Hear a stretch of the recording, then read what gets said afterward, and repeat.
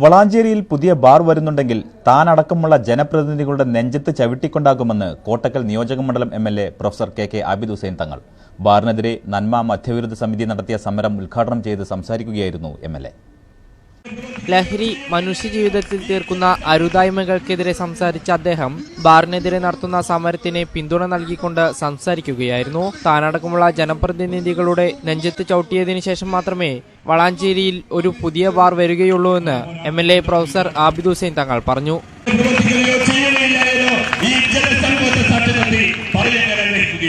അതോടൊപ്പം തന്നെ വളരെ വ്യക്തമാക്കുന്നു ഈ ജനസമൂഹം, ഈ വളാഞ്ചേരിയിലെ സമൂഹം ഇവിടെ ഒരു മദ്യശാല വരാതിരിക്കാനാണ് ആഗ്രഹിക്കുന്നതോ എന്ന് വളരെ വ്യക്തമാണ്.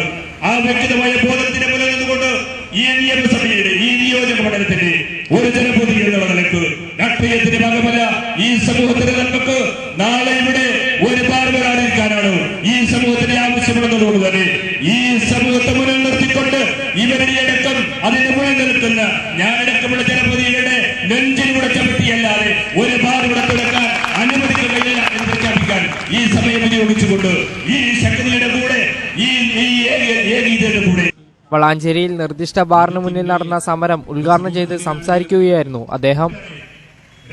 News bureau, Valanchery.